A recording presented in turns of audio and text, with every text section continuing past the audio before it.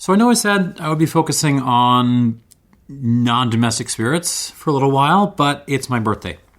And I really wanted to review my present to myself. Here it is. Leopold Bros. 3-chamber pear brandy.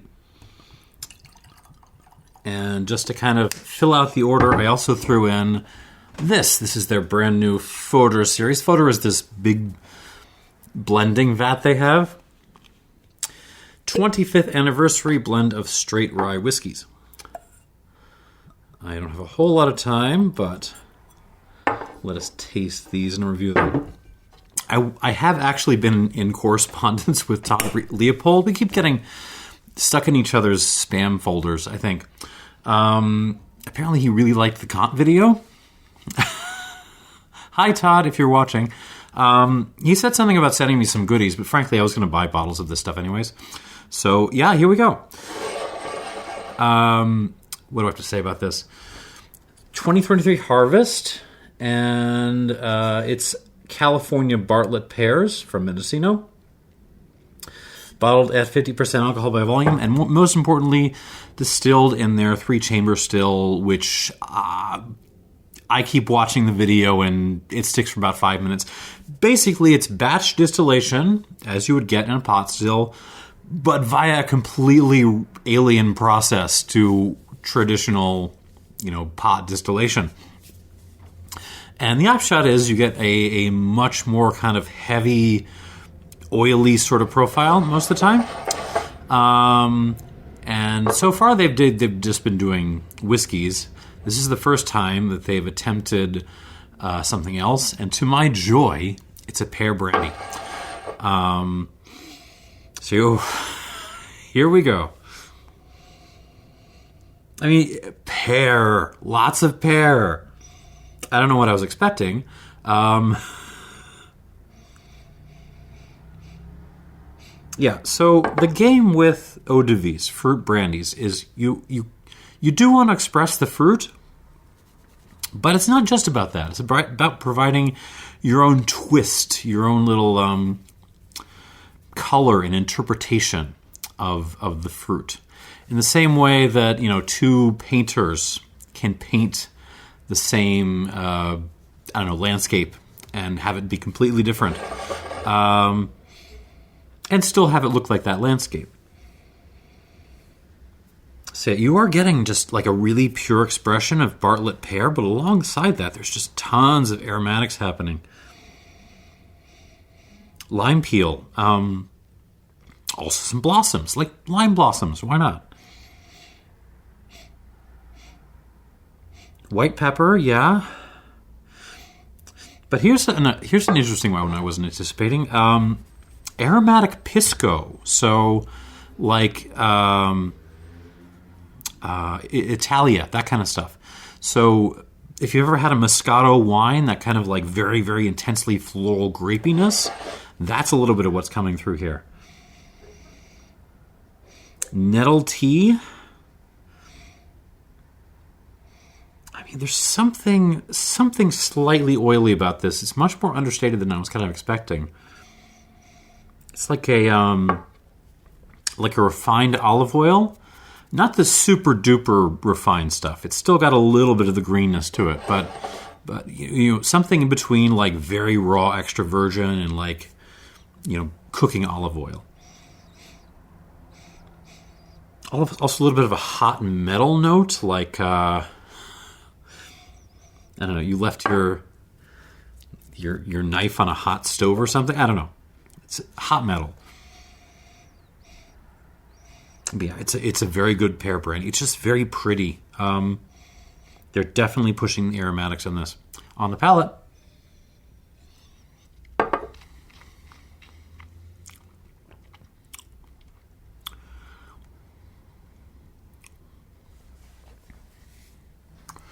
Yeah, lots of pear. Tons and tons of pear. But in some ways, this actually reminds me a little bit of the Clear Creek Douglas fir eau de vie, but without the Douglas fir part. There's like a There's like an evergreen sap sort of element to this. Yeah. So blossoms, honey, that kind of like aromatic pisco moscato kind of thing.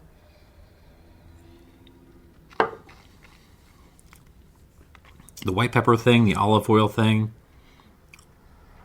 nettle tea, lime peel, tons of lime peel. Even like a little bit of like a Mai Tai element to this. Yeah. Almost like an agricole Mai Tai sort of thing. In terms of mouthfeel, I mean, it's big and fat and floral in the mouth. It doesn't bring the oily kind of element I might have been expecting. I don't know why I was expecting this to taste like an oil slick in my mouth, but, there it is.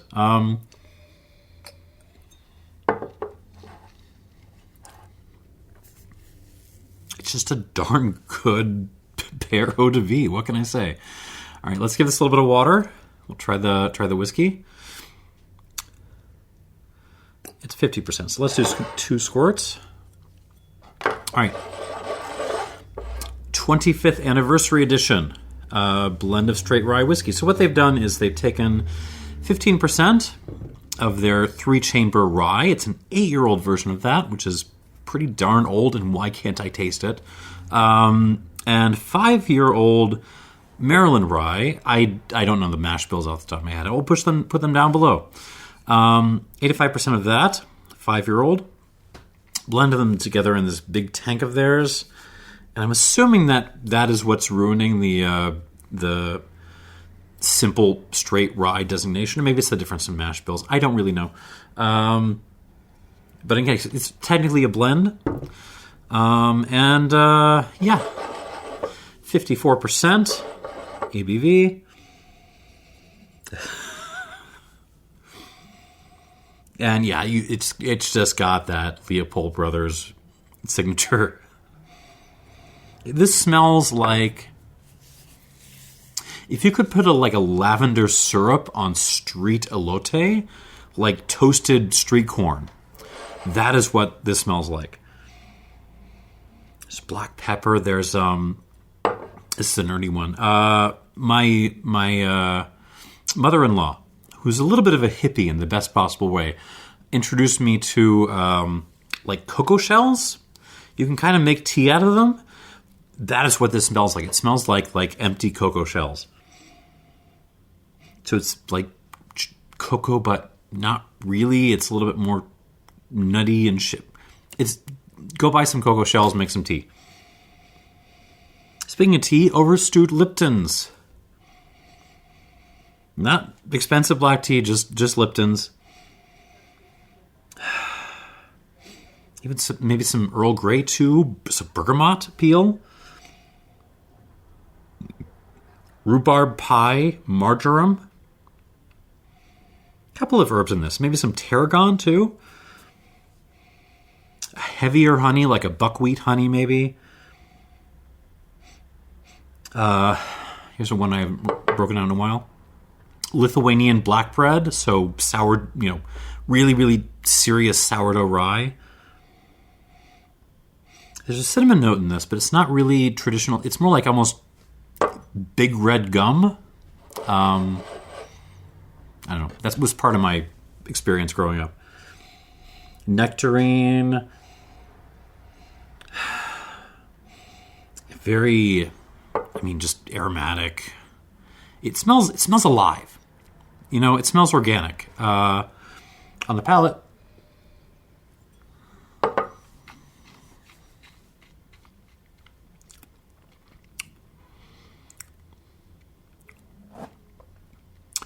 So the big question for me going into this was, is it going to beat that phenomenal 8-year-old bourbon I tried earlier this year? And I don't think it is.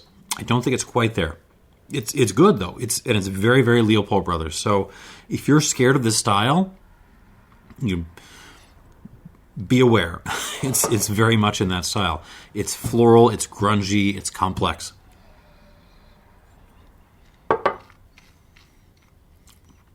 Yeah. Lavender elote on cocoa shells. Tons of black pepper. Like, I could just read the nose. Sawdust, Lipton's tea, Earl Grey tea. There's a citrus note, but it's not really lemon. Actually, citron, like the predecessor to lemon, like the kind of scary, bumpy lemon-looking things. Citron, those. Kind of a mix of honeys, lighter honeys, heavy honeys. Banana peel, really like the banana strings. Herbs again, thyme, tarragon, black bread again, cinnamon sticks.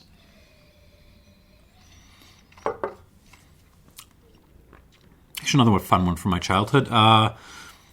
Like lemon rhubarb cake. There used to be a restaurant not that far from where my grandparents used to live. They used to make like a bundt cake with like a lemon rhubarb kind of thing going on. There's different ways of doing it. It has a little bit of that going on. So I'm going to give this some water. Good mouth presence. It's like 3.5 for this. I will say, I know I warned the Leopold Brothers haters, but I will say, if you tried earlier versions of these whiskeys and it was just a little rough for you, I understand. It is worth trying these again in these kind of newer versions because they're just better. I think they've really started to come around, especially that darn 8-year-old. Actually, if you're watching this and you're at all interested in craft bourbons and stuff, pause the video, go find somewhere that sells that 8-year-old bourbon. Go buy it. Go buy it. It's like under $70. It's phenomenal. Phenomenal. Anyways, back to the review and back to my pear brandy. All right, what do we got now that I've added a little bit of water?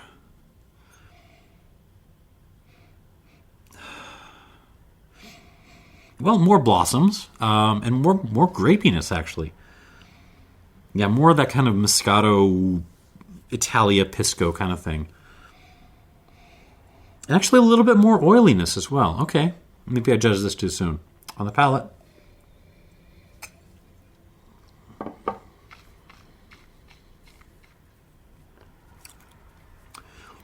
Ooh. Leopold Brothers stuff does like its water. The mouthfeel fills out really beautifully. Although it's still more like kind of floral and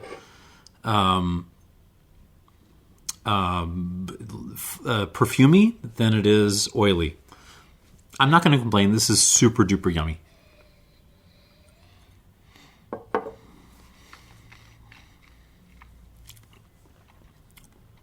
You could complain this is not throwing 10 million different flavors at you. It's really different layers on pear. But depth over breadth in this case. This is really super yummy.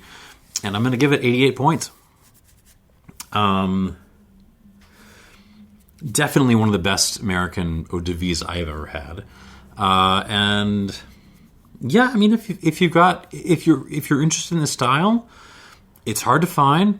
Grab it if you see it. And yeah, there we go. These two were pretty close going into the second round. I might just double 88 this. Let's see. Back to the 25th anniversary on the nose. Yeah, this just smells like lemon rhubarb cake to me now. Totally. And yeah, I'm into it. I mean, cinnamon, pepper, mixed herbs, but the flowers, it's so, these are so pretty. They're so aromatic, like all their spirits. All right, on the palate.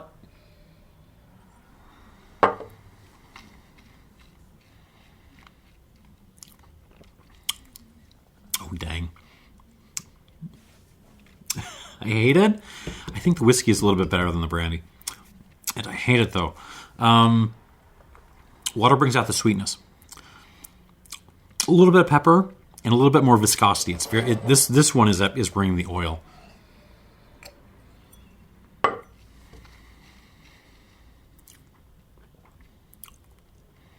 The finish is a little bit better too. Yeah, I mean, in terms of flavor, it hasn't really changed a whole lot. It's still got that kind of lavender elote thing leading. But with water, again, these spirits like water, the delivery just steps up. It's got much better mouthfeel and a little bit grippier on the finish. I still think that the 8-year-old bourbon is a little bit better. 88 plus on this. 88 plus, and certainly worth your time if you are a Leopold Brothers nerd like I am. And yeah, that's the video. Thanks for watching, and cheers. And happy birthday to me, I guess.